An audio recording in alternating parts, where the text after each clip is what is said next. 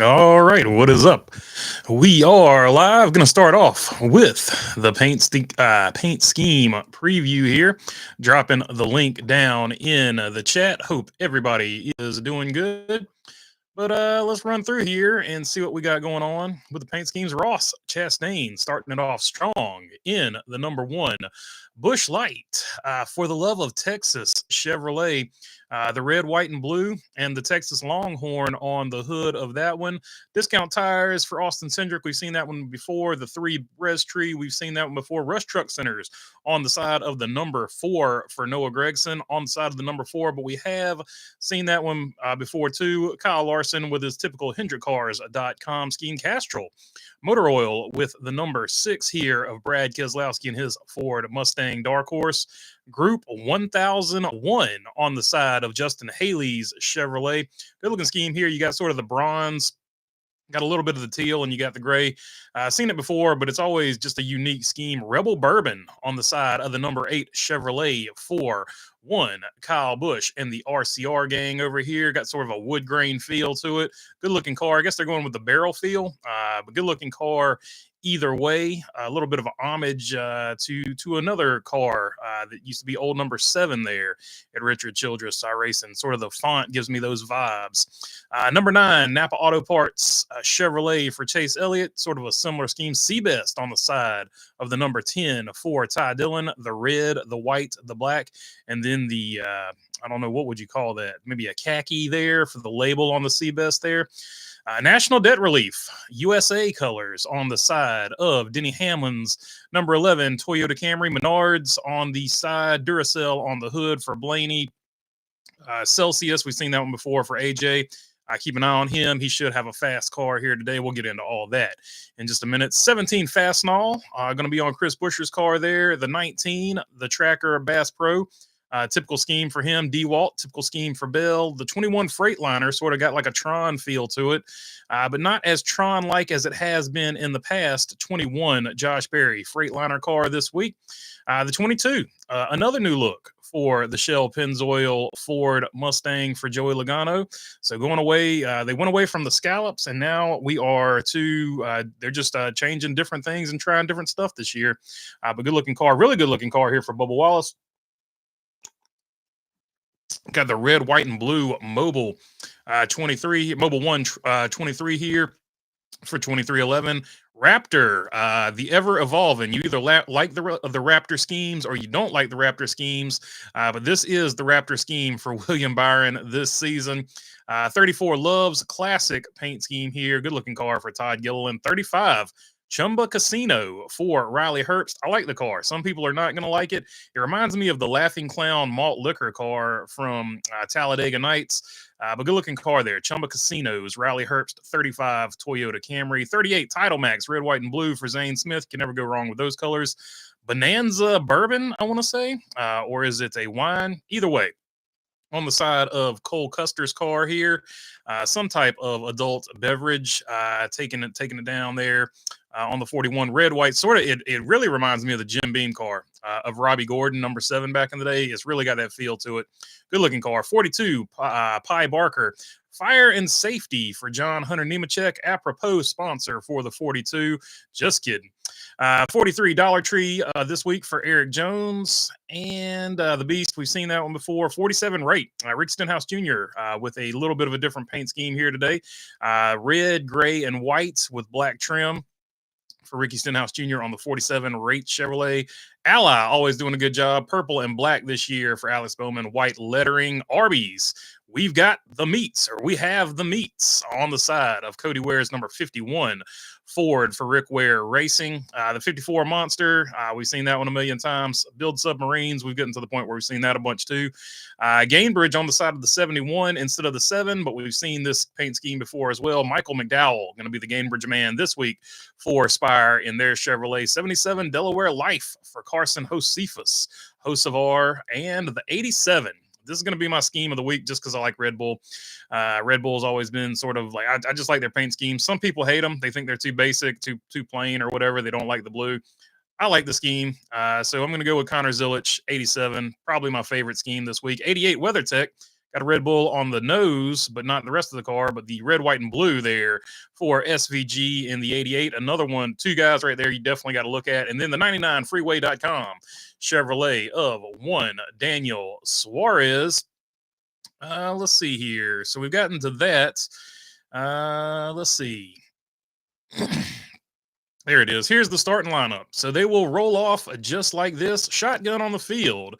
Going to be Cody Ware. Austin Cindric, who had all kinds of problems in qualifying, is going to be next. Josh Berry, not faring much better in his affiliated Penske machine, rolling off 35th. Ty Dillon, 34th.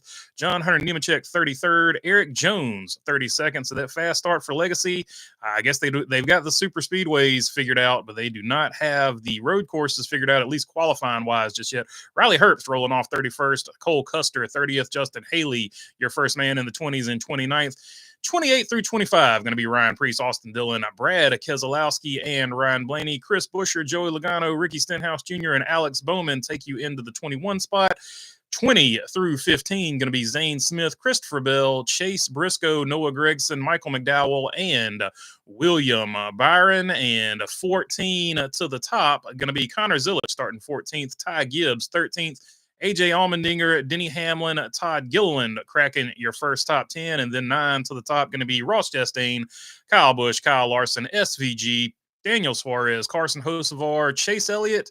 Outside poll going to go to Bubba Wallace, and your pole sitter, even though according to a lot of people on Twitter, he cut the course to get there, going to be Tyler Reddick.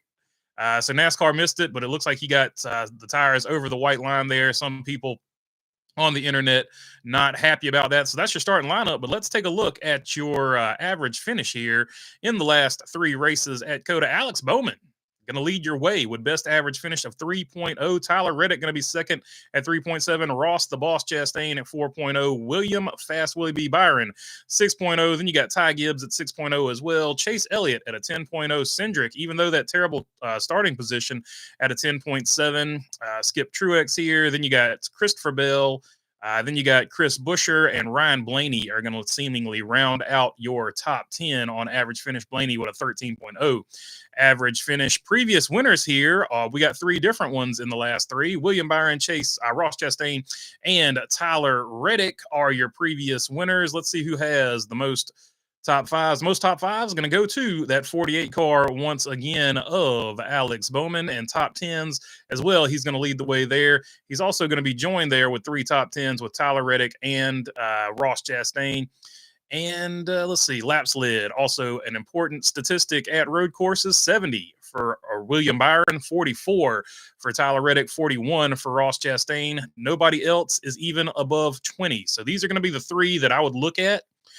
If you're into that type of thing on the DraftKings, Ross Chastain, Tyler Reddick, and William Byron. However, a lot of people are going to want to look at SVG and Connor Zilic. So there you go. But if you go to the, let's see, where am I at here? DriverAverages.com rating system. They've got Tyler Reddick rated at a 123, 119 for Ross Chastain, a 119 also for William Byron. So flip a coin on Chastain and Byron as it's 119 to 119. But Tyler Reddick at a 123 according to how they do things, and 108 for Alex Bowman. So Alex Bowman looking good here. Also, don't sleep on Ty Gibbs, AJ Allmendinger, or Christopher Bell in this mix. If you want to take a real flyer here, of course, Austin Cindric and Chase Elliott on your board as well. Kyle Busch with a really good average according to them as well.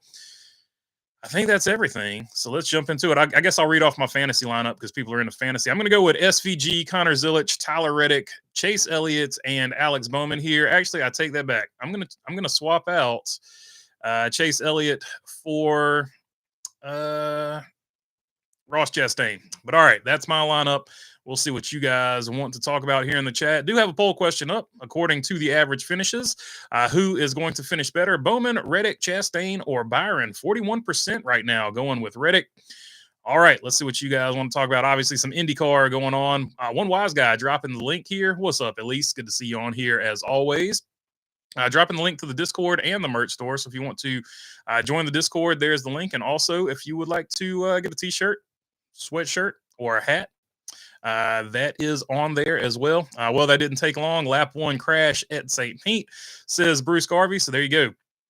What up, flat tires? Says Mark Barnum. Will Powers involved? Does Ryan Blaney need to attend road course school? Says David Nyhoff. I don't know. Looks like Penske either hit it or they didn't on some of these particular finishes. Deegan finished 14th at St. Pete yesterday. Good for her, says Mark Barnum. So there you go. 14 out of I think they had 20. Was maybe 20 cars out there, so not terrible for her first effort. Jimmy Howard, the coverage on CW scared me forever. It's just but what the hell did Parker and Jamie talking about triathlons scarred me? Okay, I got you. The coverage of CW scarred me forever. It's just me, but what the hell did Parker and Jamie talking about triathlons and how much each other sweats and how in shape they were have to do with the race, says Jimmy Howard. So I couldn't tell you. I don't know. Yeah, so there you go. John Cena with the heel turn from hell, waiting on the BB heel turn. You got to wait for the babyface turn before we get to the heel turn. We've started off as a heel and haven't. We're the opposite of John Cena. Just going to continue to be a heel for a long period of time, and then I'll turn babyface. But yeah, John Cena. Spoiler alerts for those who have not seen the internet yet, or didn't see the pay-per-view last night. John Cena going heel for the first time in his career, a la Hulk Hogan NWO back in the day. Charlotte Ander, bring back the big hat. So Big Hat Byron wants that brought back. Doesn't the Bush scheme have the Longhorns on the front? I like that paint scheme. It does have the Longhorns on the front for sure. AJ for the win. Zilich places in the top 10. Disappointing turnout for yesterday's race, but enjoyed the new layout. More laps makes it better for attendees. So that's a good thing we should probably talk about. A lot of people were sort of on the fence as to whether or not this or just flat out just didn't like the new layout, but didn't want the new layout as it was configured. But it looked like it raced pretty good yesterday. Now, that doesn't mean anything for the Cup Series because the cars race totally different.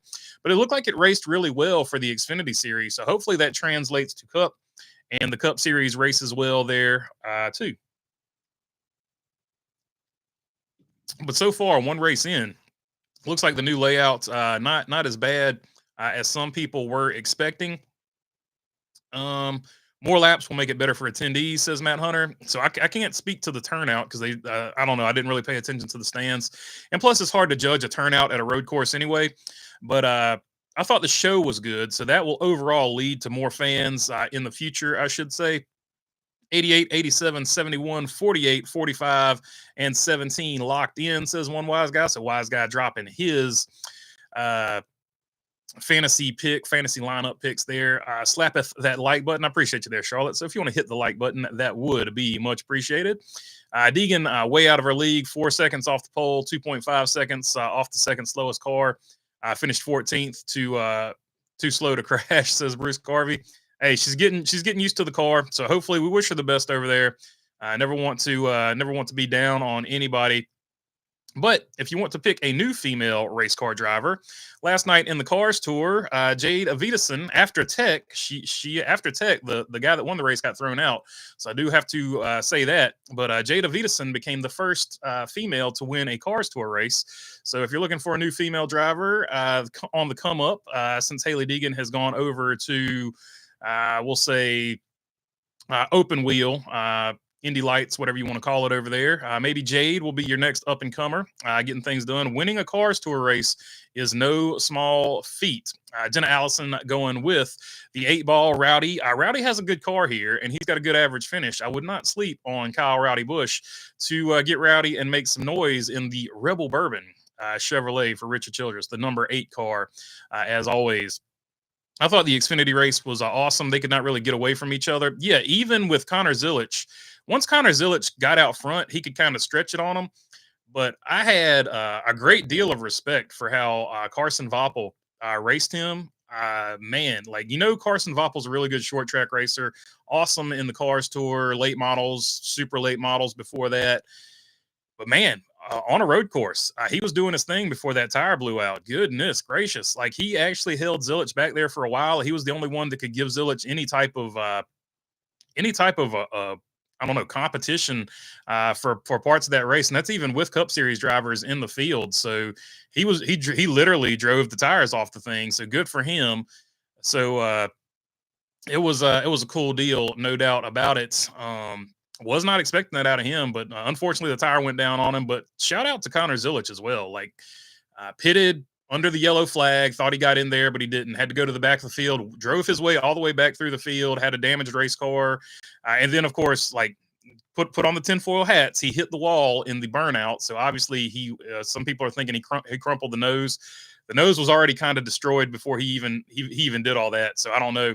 I don't know if that really affected anything or not. But a lot of people are like, oh, he did, because Jimmy Johnson and Chad Knaus back in the day when Chad Knaus told him to hit the wall, they got the tinfoil hats on, talking about he crashed the car on purpose to get through tech, which if he did, good for him.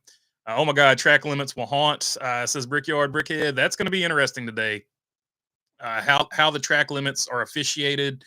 That's going to be probably a big part of this deal, no doubt about it. Whether they get called, whether they don't get called, who gets called, who doesn't get called. That's always a situation here. So that's going to be a huge thing, as well as the new layout, how it races and stuff like that. Jade was bad fast last night, says John P. Indeed, she had a fast race car, and definitely deserving of the win. It was a really good. I didn't see the whole race, but the finish looked really good on the replays I saw. So definitely, and she's a good race car driver. I've seen her race at Orange County. She's a really, really great talent. So definitely going to be somebody to watch to see how she develops here in the future. Deegan is a bust, living off of the fact that she's a girl. That's the only reason she's in these cars. She does not have what it takes. Sorry to all the haters, says Stephen D'Amelio Jr. So that's definitely one of two takes. There's people that believe in Hailie Deegan, and there's people that don't believe in Hailie Deegan, and there's not a lot of in between. So definitely both sides of the spectrum always represented when you get to the Hailie Deegan conversation. She's definitely one of those polarizing drivers where people either like her or they don't like her. There's no doubt about that. Average finish for Denny, please, and he is worth putting in the garage, says Brickyard Brickhead. I don't even know where is that tab at? Here we go. James Dennis Allen Hamlin. Where are you, my friend? James Dennis Allen Hamlin would be 12th, because you got to take out Harvick and Truex's average finish. So of the active drivers at the track here today, his average finish would be 12th, and he's a 16.0. He does not have any top 10s, does not have any top 5s. He does have 3 top 20s. He has led 6 laps. His average start is 12.3. His best finish is 14th, and his worst finish is 18th. So he is dead in the middle. So if you need a top 15, if you need a top 15, Denny Hamlin going to be your guy here at COTA. Yesterday was a good race, says one wise guy. It was a good race. I thought they did a really good job. I thought the whole show was good. What made it good, though, was Connor Zilich coming and pitting, part of it. So for sure. But you were able to pass. That was a big concern with the new layout. Would you have zones to pass in? It looks like there are zones to pass in. So it could be all right.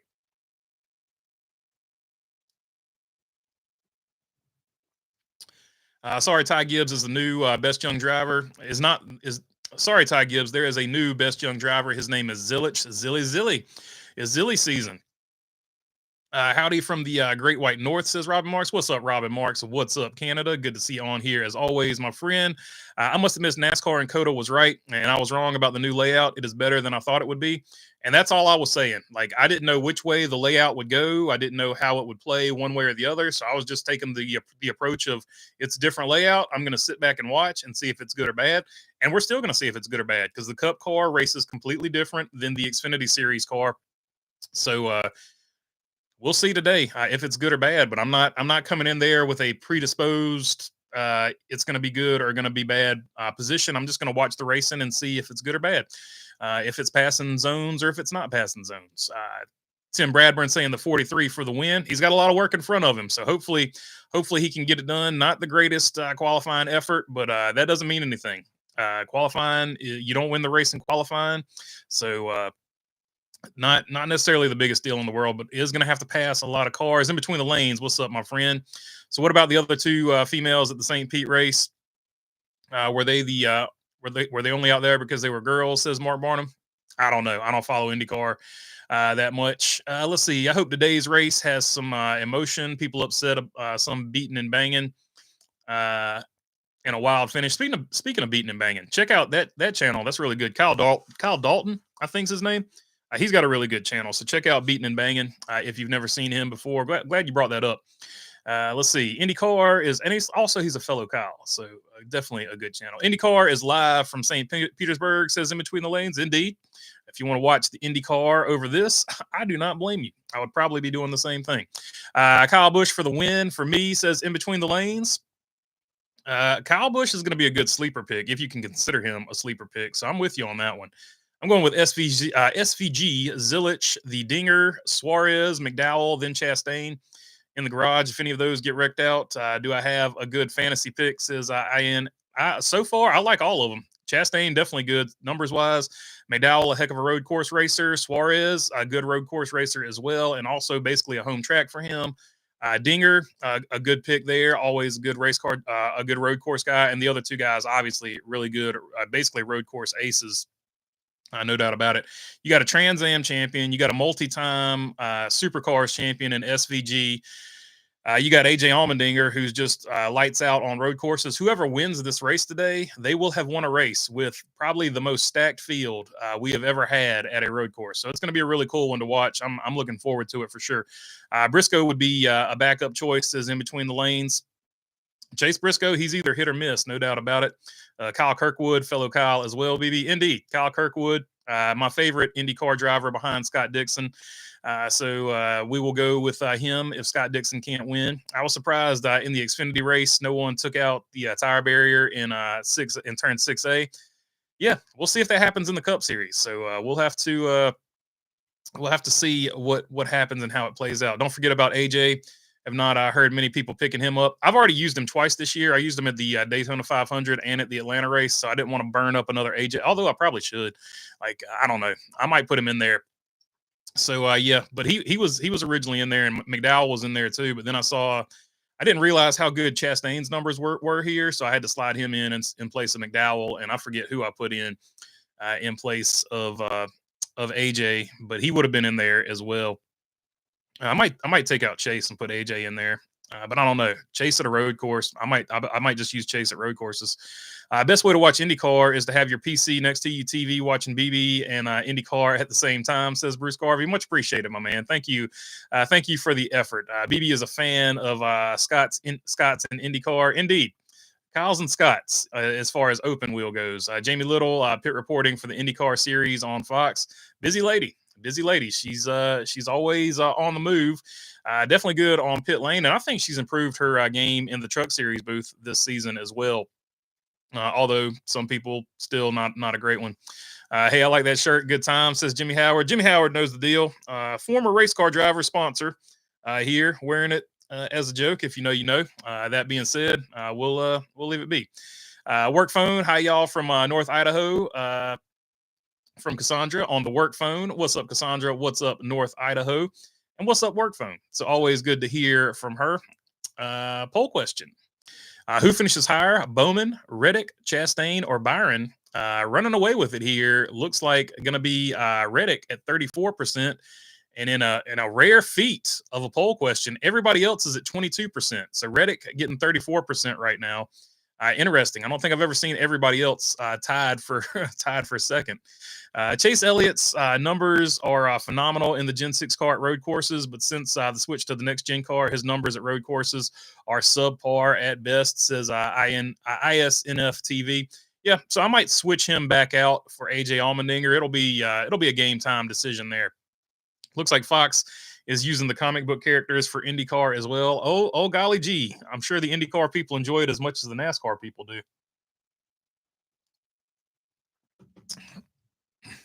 At least everybody looks good in the comic books. They've all got six packs. They don't ever have to worry about, a bad haircut like Denny Hamlin had on the actual picture. Ross and Connor top 10 finishes today, says Quattro. So Quattro calling Team Trackhouse man Quattro calling Ross and Connor for top 10s here today. I think SVG is going to have a top 10 too, and I wouldn't sleep on Daniel Suarez also getting a top 10. I could see all of Trackhouse getting a top 10 here today. They're all good. And thank God no rain forecasted for this race. Woot, says ISNF. So, yeah, for sure. Although, as long as it's not like a torrential downpour, the rain at this racetrack could lead to some good racing as well. I thought when I was watching IndyCar practice, they used actual photos, says in between the lanes. Hocevar to the front, baby. Let's go. So Hocevar, there you go. Elisa's new favorite, if I remember correctly, now that she can't pull for Martin Truex Jr. anymore. Old Josephus Hocevar, he put down a lap, didn't get the pole, but I think he even surprised himself at how fast he went there. Not sure what his statistics are here. I think he finished 22nd in the one race that he ran here. It looks like he started 22nd and finished So his one run here, he finished 22nd. So we'll see what happens this time around. Looks like he's got a faster car and definitely more experience in this particular race car. So yeah, could be a big day for Hocevar, and also just how he responds to all the negative. I don't even think the drivers were putting it on it as much as the media. Just this is the new thing that the media wanted to spin this week because it was over dramatic and something they could sell and get clicks and views off of. But we'll see how he responds to the negative press of the mainstream media. I predict that there will be a bunch of cautions coming out around turn 6B, says Bruce Carvey. Could be. Could be. You just get into a rhythm, and then if you have a momentary lapse and you miss that rhythm, and you just get into the old rhythm of the old track, I could see some accidents happening at 6B. If we have a bunch of restarts, I could also see people overshooting turn one. So all kinds of stuff to watch for today. Someone's going to dump Hocevar today. I'm calling it now, and I'm here for it, says Jesse Daly. So there you go. That's another good point. How Hocevar responds to it, but also how the drivers that might not be happy with Hocevar respond to it as well would be another thing to look at. Do one of these drivers take the opportunity to dump him? I think the driver would have to be having a bad day, or Hocevar would also have to be having a bad day. I don't think if they're both running good, I don't think they take the opportunity to spin him there, because you don't want to ruin a good run. But if one of those drivers that has Arby's, we have the meats and beef, uh, they could possibly spin him there if they're not having a good day. So I could see that being the situation, but I don't think anybody would risk a good run uh, to wreck Carson Hocevar this early in the season. Your take on the Cars event? I was hoping Huffman was closer up front, says NASCAR guy. My thoughts on the Cars Tour event was I was bummed out because I was down there helping Tate Fogelman, and we had I guess an overheating issue would probably be the safest thing to say about it. And he didn't get to race, so I was bummed out from that perspective. I didn't watch the whole race, just kind of saw the highlights. But it was my first time ever being down there at Goodyear, or what is it called now? All America, New River, All America. I'm used to calling it Goodyear, the racetrack in Jacksonville, North Carolina, whatever it's called now. I thought the track was really awesome, really cool deal. A lot of good looking cars out there. Cars Tour always puts on a great show. We got through tech, everything was cool, and I don't know, I don't know. So that kind of soured my day on it because we didn't get through there. I lost concentration at one point after I knew we weren't racing, and I put the shocks on the wrong side, put the left front shock on the right side. So I had a preseason moment. So we got to get back. We got to get back into regular season mode. But it wasn't a big deal because we were loading up. So at the end of the day, it was something you laugh about. But yeah, that was my New River experience, or whatever it's called now. At least saying Jesse bite me, LOL, because she is a host of our fan. Jesse laughing at that as well. I was going to the local casino yesterday. Just saw what the odds were this weekend's event. I was going to bet 50 on Connor. Sweep the weekend, but I didn't. I might be kicking myself, says Stephen D'Amelio Jr. So there you go, Connor. A lot of Connor believers, no doubt about that. The problem dumping Hocevar at this track is you probably take out others. Take others will with him, especially in turn one, says Bruce Carvey. True, true. It would have to be a moment where you could get him and not affect somebody. Ideally. Late to the party, fantasy head-to-head picks are tough this week. They are. I just went with who has the best average finish. They are definitely tough for sure. Carson got stuffed yesterday. He was out early. Didn't sound like cousin Jeb was happy. Says Jimmy Howard. Yeah, he did. He lost radio communication, so that might have played into it. I don't know. BB, do you think there was a lot of drama from that yesterday? BB, do you think I would get a development deal like Heim did? We can try to work you. We're gonna have to win a lot of late model races to get you a deal like Heim there. Call up old Lee Pulliam and put you in one of them cars and get you a development deal. Let's see. Corey Heim was another one. He gave the thumbs up, the sarcastic thumbs up, cool face to Connor Zilic winning the race there, basically saying that Connor Zilic is on his radar because Connor Zilic wrecked him uh, on his march to the front there. So Corey Heim staying in the drama. Then Chris Wright and Josh Balicki got into it on social media as well. And Josh Balicki basically told Chris Wright he was a no driving MFer in so many terms. And that he didn't wreck him, that he was wrecking already when he hit Josh Balicki. So, uh, or Chris Wright, Stephen Wright, I don't know, one of the Wright boys. Let's see, the Wright brothers. And then what was the other one?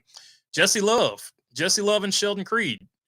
Jesse Love pulled the old scoreboard. He pulled the old scoreboard out on Sheldon Creed, basically saying, I've got to win in this car. You couldn't win in this car, and swore this equipment was trash.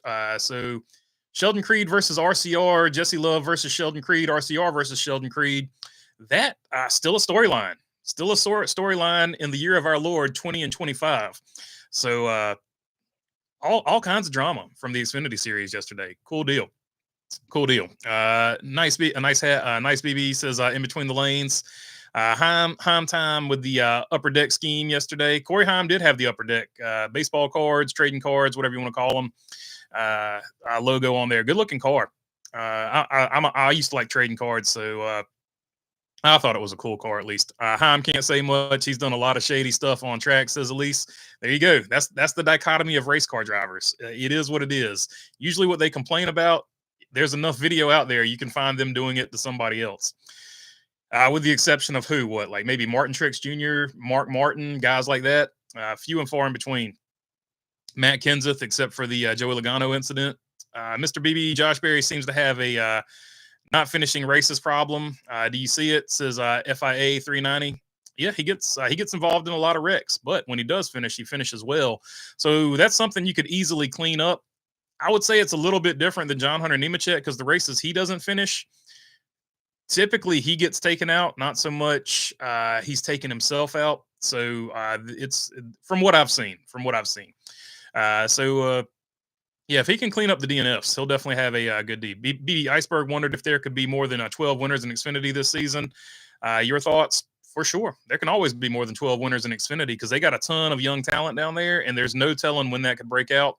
One of those talents could break out. And also, you could have a year where somebody wins 6 races and you still have 12 winners in the Xfinity series, especially with Cup drivers jumping down there. So you could have 5 or 6 different Cup winners to go with that. So if you just have six Xfinity series, different Xfinity series winners, and then 6 Cup drivers come down there and bushwhack, you could easily have 12. So he's definitely onto something. Iceberg always knows his stats. Iceberg studies up pretty well as far as that stuff goes. So I think he's onto something for sure. Creed will always lose that battle forever. Second place, says one wise guy. Creed isn't going to stand a chance against the RCR boys, says Work Phone. Agreed. 100% agreed. I will not, and I'm 100% biased too. So RCR for life. And I like Sheldon Creed, but I like RCR better. So that's the way it goes. I predicted Taylor Gray for the win. Yes, look, Taylor Gray is going to be a good one. I think Taylor Gray's got a lot of talent. He's somebody that people kind of sleep on. He's a wheel man. I saw him at Orange County, and I've seen him when he was coming up in late models. He is as aggressive as they come, and he wants to win really, really bad. So that's pretty much all you need. You can learn the talent, get the skill. So I'm big on Taylor Gray. I think he can get there, especially in the Xfinity series. I think that's going to suit him way better than the Truck series was suiting him.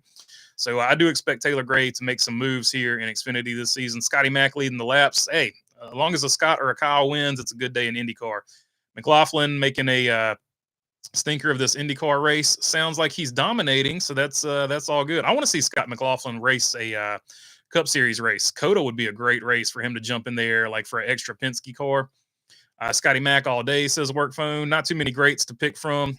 Plus, him versus SVG at a road course, that would be throwbacks to the Supercar series. So that I really want to see that.